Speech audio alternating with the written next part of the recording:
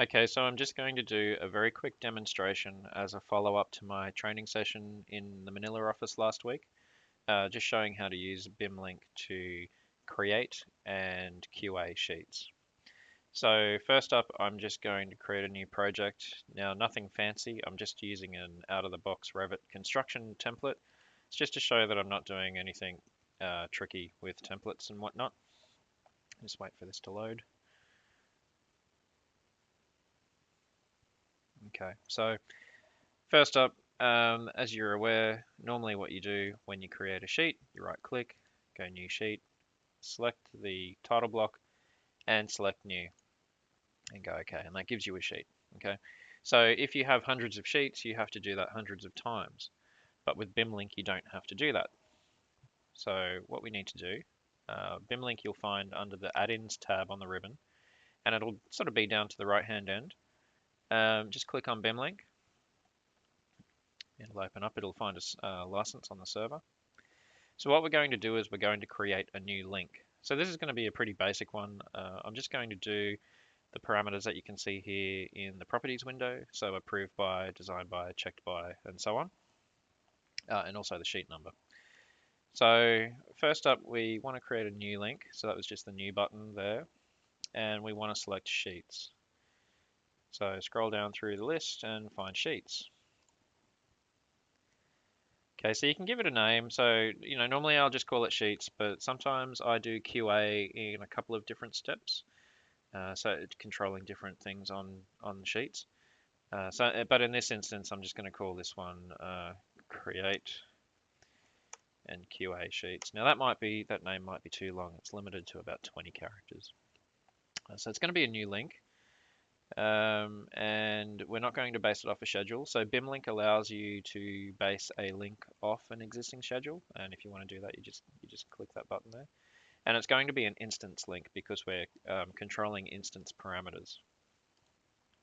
So you can also do a type link where you control type parameters, and the type links are actually really good for renaming family types.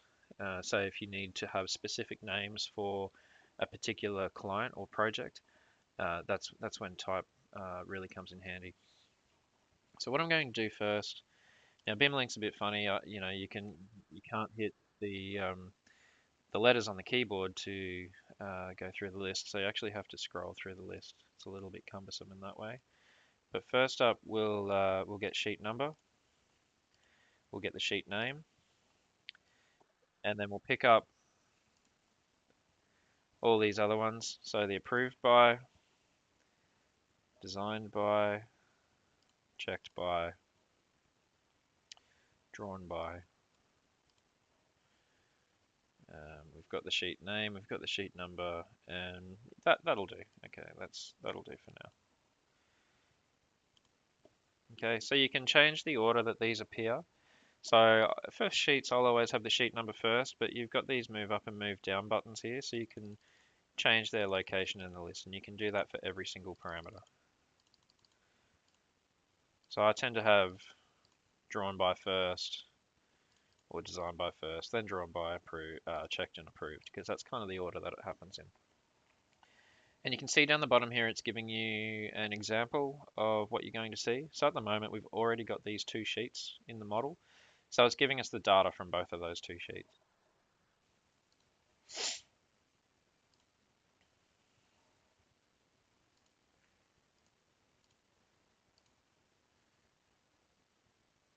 Okay, so we've created that BIMLink link. So what we want to do is we want to export to Excel. So we'll leave it as a name, and I'll just export it. And I'm just exporting that to my documents folder, but I highly recommend exporting to the project folder. So I'll just open that file straight in Excel.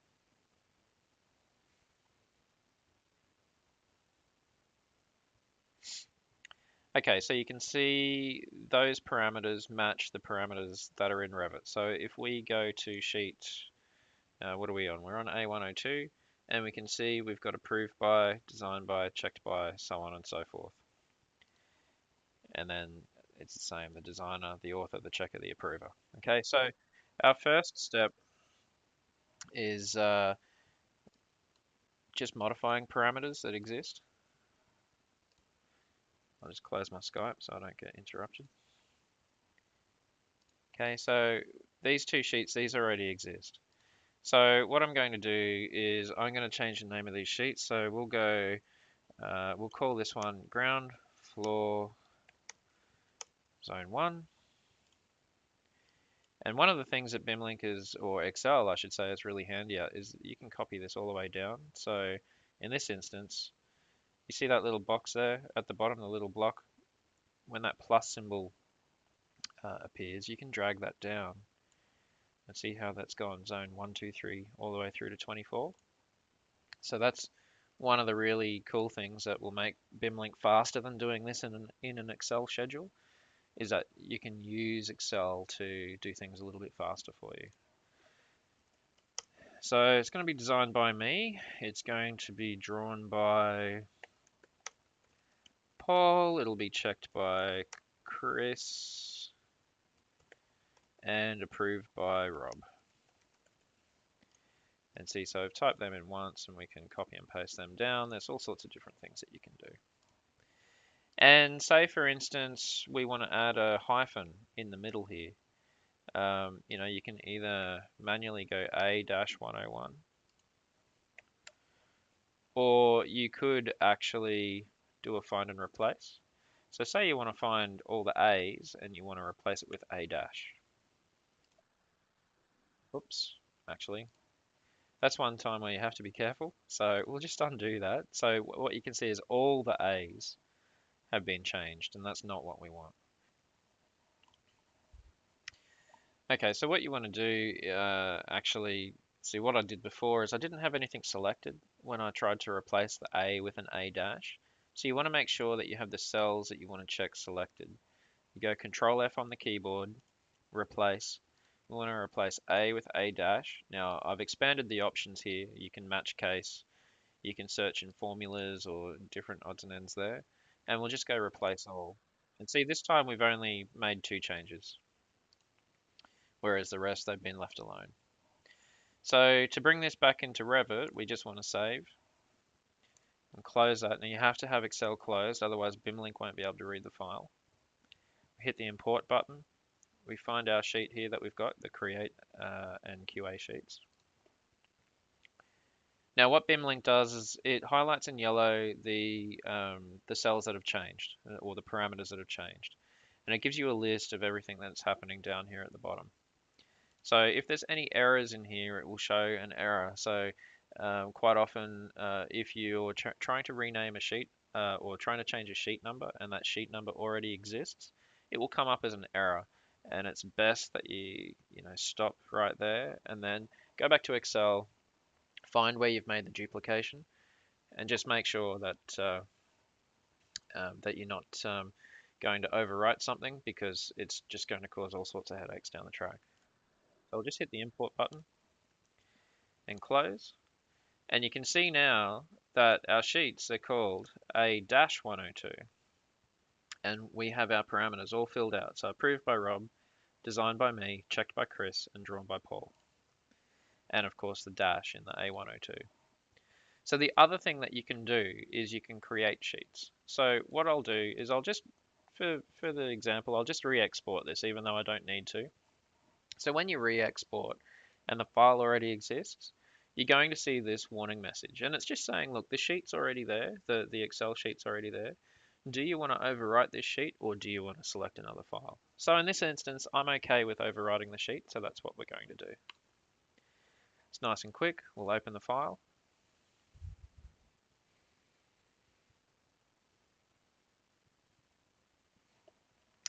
So what we need to do to create a new sheet is this first column here, that's our element ID. Now it's very important that that does not change, because that is the element ID of, the actual element within the Revit file. So if you change that, then Ideate isn't going, or BIMLink, sorry, isn't going to know what element it's looking at. So, but one thing that you can do when you're creating a new sheet, you can just type in the word new, and then you can copy that down as many times as you like. And then we can select these and we can copy this down. And then, we know that the designer and approver and everything is the same, so we can copy them down. And then the only thing that we need to do manually is the floor levels. But you could actually export, say if you had referencing sheets or referencing views, sorry, on the sheets, you could actually pull that information off the sheet and then use that to populate the sheet name. And then use an Excel formula such as Concatenate, which puts a few different elements together to populate the name of the sheet. So for example, I'm going to show you how the Concatenate function works. Now this is just a rough example, but you can get the idea of how you can push existing parameters from Revit out to Excel using BIMLink and then use Concatenate to put everything together to then generate the sheet name that you want. So just say, for example, let's just pretend that this is our referencing views.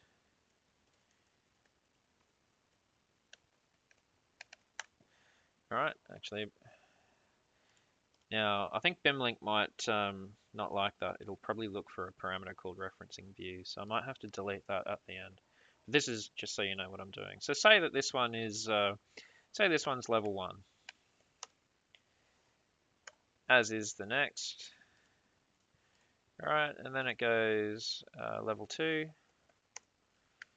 This one's level 2. Level 3, and so on. All right, but you would be exporting this from Revit itself. And then say something that you'll add in manually is say that you've got, say, zone 1, zone 2.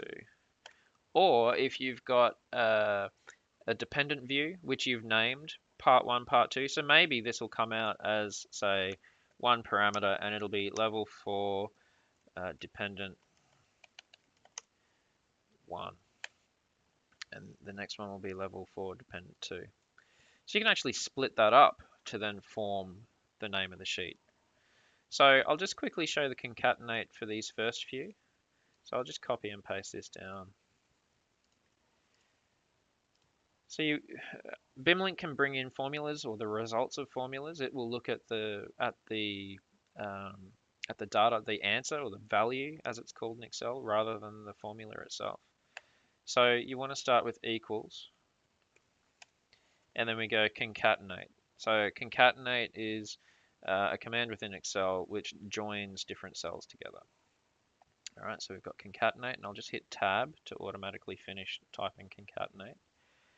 And so I want level 1 as my first part because we're going to copy this. See where it's got ground floor zone 1. So what we want here is level 1 as our first part.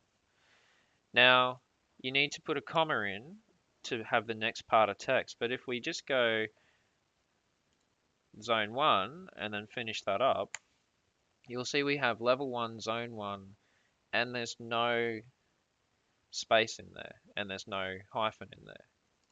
So what we can actually do, if we come back to our formula, after the comma, we have inverted commas, space, hyphen, space, close the inverted commas, and then we'll put another comma back in. So what that's doing is it's adding together the data that's in cell I4, then it's going to add a space, hyphen, space, then it's going to add the data that's in J4. Now you can see that we've got level 1, zone 1, and we've got the space and the hyphen in there. And of course, again, with Excel, we can grab this little marker at the bottom of the cell, drag it down, and away we go. It's all done. We've got zone 1, level 1, level 1, zone 1, 2, level 2, zone 1, 2, so on and so forth. But what about this example here where I've exported, say, the referencing view, and it's called level 4 dependent 1? Well, that's pretty simple as well. So we can actually go text to columns, and that's under the data tab on the ribbon in Excel. And you can see here we've got text to columns. Okay, so I just hit text to columns, and we're going to go delimited. And what we're going to do is we're going to use the space as the delimiter. Now see how that's given a preview there? So in each cell we're going to have one cell is going to say level, the next cell will say 4, the next cell will say dependent, and the next cell will say either 1 or 2 for the zone. So we'll just go next, and we're happy with that. So we just want it as text. We go finish. The destination, we'll just select the destination cell. So at the moment it's I10. So at the moment I10 is where we already are. So I tend to make it go over a little bit. Hit finish, and it's populated that data. Right, so we can see that there. So one option that we can do, and it's probably the best option, is that we replace the word dependent. So if we had a big list that was, down here like this, we just go find dependent and replace with zone. We just go replace all. So it's replaced those. And now we can do our concatenate again. So we go equals concatenate, hit tab to finish that off. Now we select our cell, so it's L10, hit a comma, 4, hit a comma, zone, hit a comma, and then 1. All right, we'll just close that off and we'll see what we have. So you can see we've got our level 4 zone 1, but without any spaces and no hyphen. So again, it's the same sort of thing. We just come back in and we go, right, we've got L10, which is level, and then we want a space. So we just go inverted commas, space, inverted commas, and then finish that off with a comma. Then between our number 4, which is from cell M10, and the word zone, we need a space and a hyphen. So we go inverted commas, space, hyphen, space, inverted commas, and then another comma. And then that's now looking at N10, which is the word zone, and then we need to add another space. So again, inverted commas, space, inverted commas. We finish it up, and there you go. We've got level 4, zone 1, and it's in the same format as the previous ones as well. And again, once you've done that, you can copy that all the way down. Now you see here where I've copied down all the way to the end. It's just given these hyphens. The reason that is because there's actually no data in these cells here for it to enter. So what it's actually done is it's gone and added L11, which is empty. And then it's added a space. And then M11, which is empty. And then a space and a hyphen. And then so on and so forth. So what you'd actually have is space, space, hyphen, space, and another space. Anyway, we'll just delete these. And what you can do, you don't have to, but we'll just delete all of that. Oh, actually, no, we don't want to do that. A good tip if you're going to delete everything like that is copy everything that you've got there. So highlight it, Control C, and then just right click and go paste values, which is this one here with the 1, 2, 3. And when you paste values, that gives you the answer, right, rather than the formula. But we can undo that. I'll just get rid of this one at the top to not trip BIMLink up. So we can see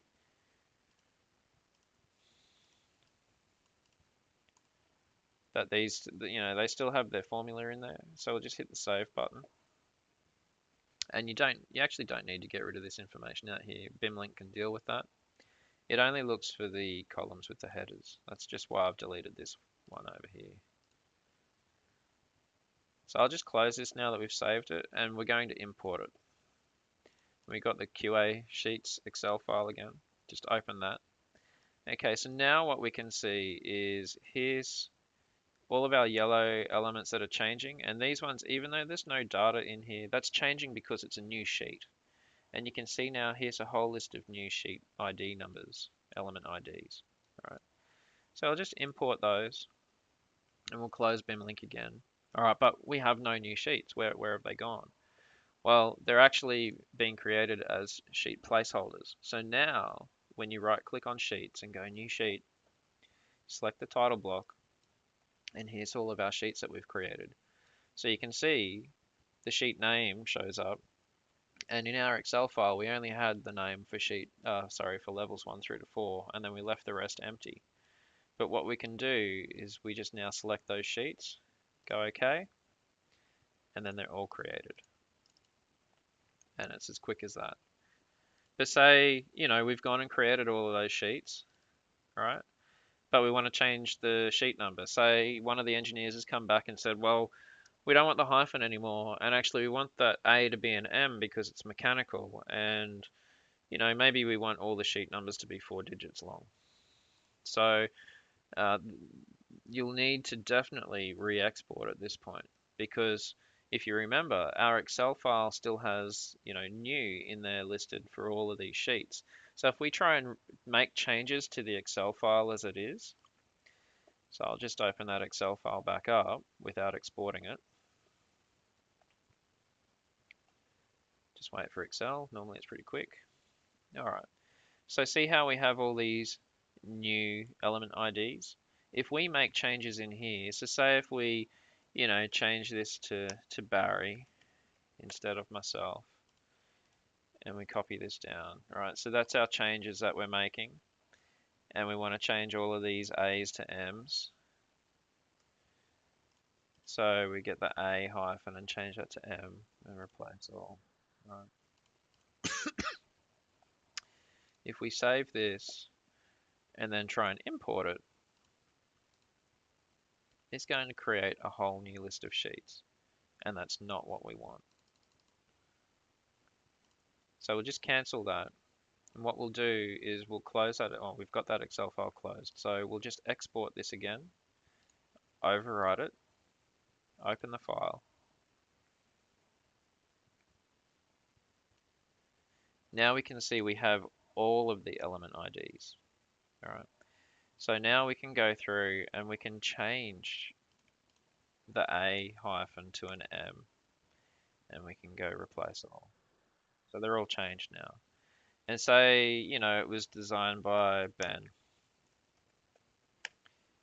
Okay, so we can copy that right through, and away we go.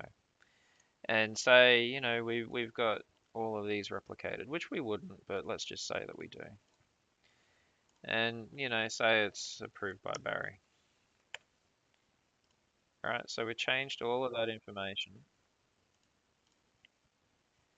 We just hit save, close that down. Now we go back to import, find our Excel file. Now we can see all in the yellow is everything that's changing. Okay, so hit the import button, hit close, and now you can see it's all done. All of these are now M numbers. All of our sheet names are all filled out. And on every single one, our approved by, designed by, checked by, they've all changed. And that's a quick recap on how to use BIMLink for sheet creation and sheet QA.